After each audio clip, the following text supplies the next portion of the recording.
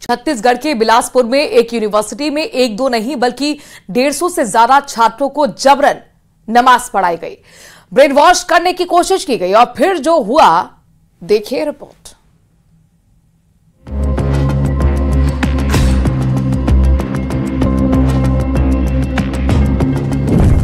राजी नहीं थे छात्र, फिर भी पढ़वाई नमाज।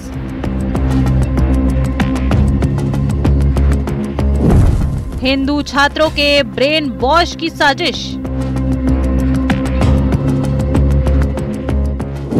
योग क्लास बहाना, मकसद छात्रों को नमाजी बनाना।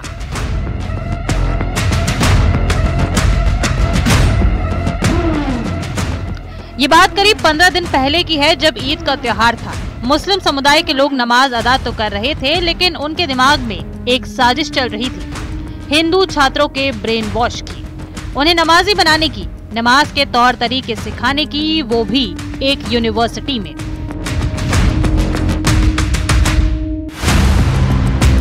छात्रों ने आरोप लगाया है कि उन्हें डराया गया, धमकाया गया और उनका ब्रेन वॉश करने की कोशिश की गई।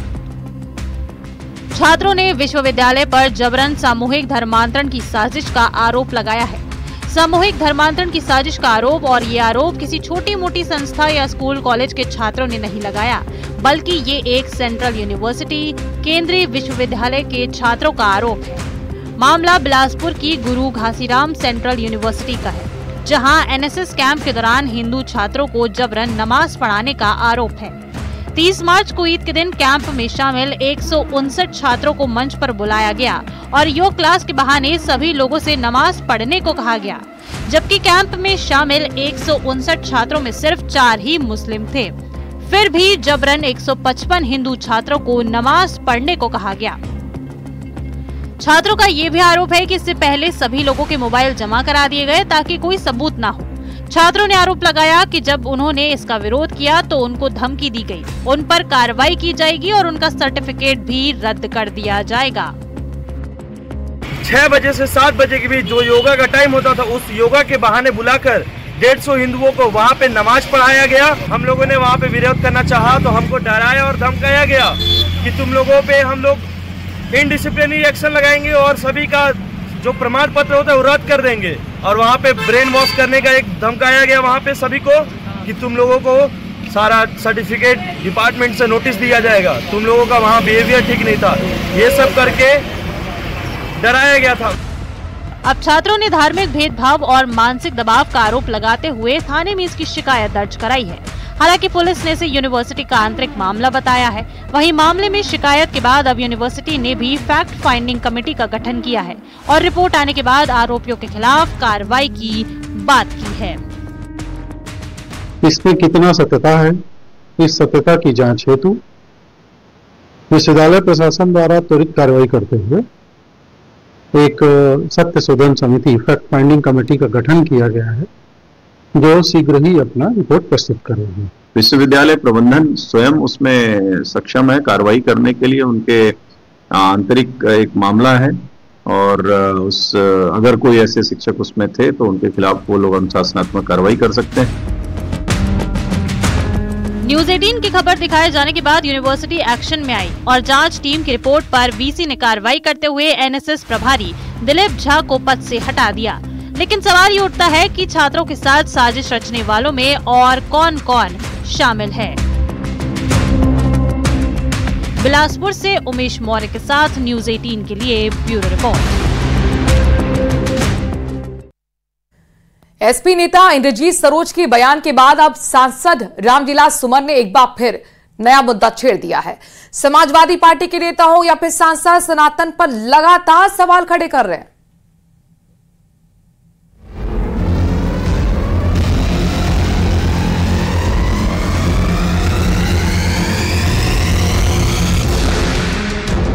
सपा सांसद रामजीलाल सुमन एक बार फिर अपने बयानों से चर्चा में है।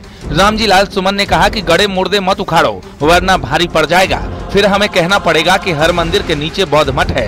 अखिलेश यादव आगरा आ रहे हैं, मैदान तैयार है, 2-2 हाथ होंगे।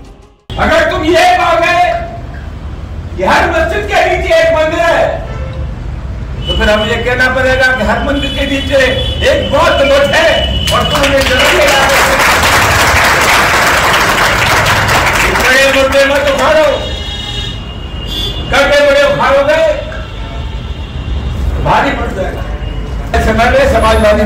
राष्ट्रीय अध्यक्ष श्री अखिलेश यादव जी 19 अप्रैल को आ रहे हैं। लड़ाई का मैदान तैयार होगा, दोनों हाथ होंगे, 10 बड़े लोग हैं और दूसरी तरफ सामाजिक न्याय की जब प्रखर शक्तियां हैं। विजयी हमारी होगी, कोई भाई का राज हो नहीं सकता। विवादों में आने वाले एसपी सांसद रामजी लाल सुमन ने अब अपने बयानों पर सफाई दी है। उन्होंने कहा कि हमारा मकसद हिंसा फैलाना नहीं है। और जहाँ तक मेरे बयान का सवाल है, कहा गया कि साहब दो हाथ हो जाए। दो हाथ का मतलब क्या है? दो हाथ का मतलब पॉलिटिकल पार्टीज में जो लड़ाई होती है वो लड़ाई वैचारिक होती है, कोई फौज की लड़ाई थोड़ी है, ये शस्त्रों की लड़ाई थोड़ी है। तो मैंने कहा था वैचारिक लड़ाई 17 तारीख को 19 तारीख को पार्टी के राष्ट्रीय अध्यक्ष अखिलेश यादव जी आ रहे, और जब मुझसे सवाल पूछा गया क्या करेंगे, मैंने कहा राजनीतिक पार्टियों में पार्टी के राष्ट्रीय अध्यक्ष होता है, राष्ट्रीय कार्यकारिणी होती है, संसदीय बोर्ड होता है, तो भविष्य की रूपरेखा मिलकर के तय करेंगे। हमारा मकसद कोई तनाव पैदा करना नहीं है, वातावरण को हिंसा का वातावरण बनाना नहीं है। हमारा कोशिश है सामाजिक सद्भाव पैदा हो, लोग प्यार और मोहब्बत से रहें। कल कौशाम्बी में सपा नेता इंद्रजीत सरोज ने भी मंदिरों पर सवाल उठाए थे और कहा था कि अगर मंदिरों में ताकत होती तो विदेशी आक्रांता नहीं आते। अगर भारत के मंदिरों में ताकत होती तो मोहम्मद बिन कासिम आया होता। भारत के मंदिरों में ताकत होती तो महमूद गजनवी आया होता। भारत के मंदिरों में ताकत होती तो मोहम्मद घोरी आया होता और इस देश को लूटने का काम न किया होता। इसका मतलब मंदिरों में ताकत नहीं थी। सनातन पर सपा नेताओं का ये बयान कोई पहली बार नहीं है। इससे पहले भी कांवड़ यात्रा हो या फिर महाकुंभ, सपा नेता सवाल उठाते रहे हैं। Bureau report, news 18।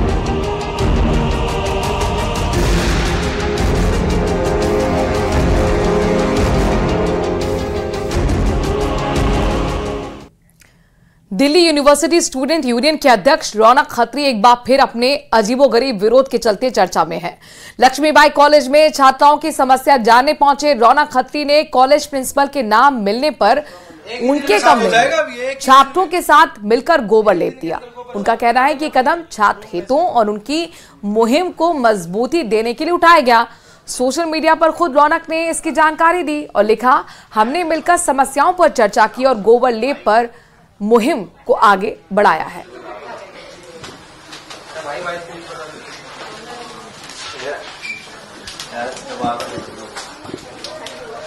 मैडम होती तो उनसे बात की जाती, मैडम है ही नहीं।